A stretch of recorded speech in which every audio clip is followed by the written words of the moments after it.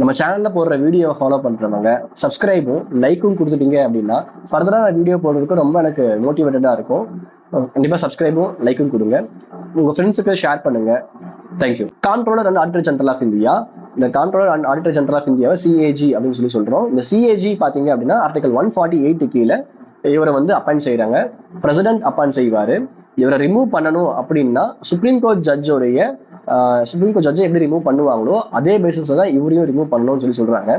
Supreme court ஜட்ஜை எப்படி எந்த பேசிஸ்ல வந்து கிரவுண்ட்ஸ் அண்ட் மேனர்ஸ்ல ரிமூவ் பண்ணுவாங்க அப்படின்னா அவர் ப்ரூவன் மிஸ்பிஹேவியர் இன்கெபாசிட்டி அப்படிங்கிற அந்த கிரவுண்ட் மூலியமா அவரை ரிமூவ் பண்ணுவாங்க. எப்படி ரிமூவ் பண்ணுவாங்க அப்படின்னா பார்லிமெண்ட்ல ஸ்பெஷல் மெஜாரிட்டி மூலியமா இம்பீச்மெண்ட் ப்ராசஸ் மாதிரி செய்வாங்க. அப்படிதான் சுப்ரீம் கோர்ட் ஜட்ஜை ரிமூவ் பண்ண முடியும். அதே ப்ராசஸ் தான் இந்த கான்ட்ரோலர் ஆடிட்டர் ஜெனரலும் செய்ய முடியும் அப்படின்னு சொல்றாங்க. இந்த சிஏஜி வந்து அவர் பதவிக்கு உள்ள போகும்போது பிரசிடென்ட் முன்னாடி ஓத் அண்ட் அஃபர்மேஷன் வந்து செஞ்சிருக்கணும். ஸ்கெடியூல் 3ல சொல்லியிருக்கிற மாதிரி இவரோட சேலரி பாத்தீங்க அப்படின்னா பார்லிமெண்ட் ஃபிக்ஸ் பண்ணிருக்கணும். அப்படி இல்லைன்னா செகண்ட் ஸ்கெடியூல் என்ன சொல்லியிருக்காங்களோ அதன்படி இவருக்கு கொடுக்கணும். இவரோட பதவி முடிஞ்சதுக்கு அப்புறம் இவர் ஸ்டேட் கவர்மெண்ட்டோ சென்ட்ரல் கவர்மெண்ட்லயோ மறுபடியும் வேற விதமான பதவியில இருக்கவே கூடாது. ஒன்ஸ் அவர் சிஏஜே வந்துட்டாரு அப்படின்னா அதுக்கப்புறம் எந்த பதவியுமே அவருக்கு கிடையாது. இவருக்கான சேலரி எக்ஸ்பென்ஸ் பென்ஷன்லாம் பார்த்தோம் அப்படின்னா கன்சாலிடேட் ஃபண்ட் ஆஃப் இந்தியால இருந்து தான் அவருக்கு வந்து ஜென்ரேட் ஆகி கொடுக்கணும். So charge upon consolidated fund of இந்தியால இருந்து தான் இவருக்கு சேலரி கொடுக்கணும் அப்படின்னு சொல்றாங்க.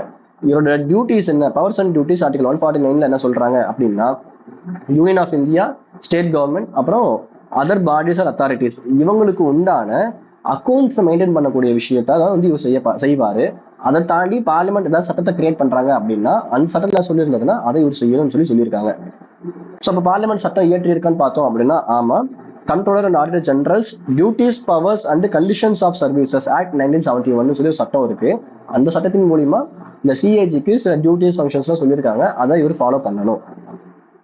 இதை தாண்டி ஸ்டேட் அக்கௌண்ட் ஜெனரல்னு சொல்லிட்டு ஒவ்வொரு ஸ்டேட்டுக்கும் இருக்காங்க. அவங்க சிஏஜி கீழே வருவாங்க. சிஏஜியோடைய வேலையை வந்து சபார்டினேஷன் பவர் மூலியமா வந்திருக்கும். அது இவங்க செய்வாங்க. அடுத்த ஆர்டிகல் 150 அக்கௌண்ட் வந்து எந்த மாதிரி ஃபார்மெட்ல இருக்கணும் அப்படிங்கிறத பிரசிடென்ட் சொல்லுவாரு. அதுக்கு தகுந்த மாதிரி சிஏஜி ரெடி பண்ணி வச்சிருக்கணும். Article 151 audit report. Auditor report அப்படிங்கும்போது சிஏஜி என்ன பண்ணணும் அப்படின்னா யூனியன் கவர்மெண்ட்டுக்கான ஆடிட் ரிப்போர்ட்டை ரெடி பண்ணி பிரசிடென்ட் கிட்ட கொடுப்பாரு. பிரசிடென்ட் பார்லிமெண்ட் கொடுப்பாங்க. அதே மாதிரி ஸ்டேட் கவர்மெண்ட்டுக்கு உண்டான ஆடிட் ரிப்போர்ட்டை கவர்னர் கிட்ட சிஏஜி கொடுப்பாரு. கவர்னர் ஸ்டேட் லெஜிஸ்லேச்சர்ல சப்மிட் பண்ணுவாங்க. இதுதான் controller and auditor general of இந்தியாவுடைய ஷார்ட் ஆன்சருக்கு உண்டான ஆன்சர்.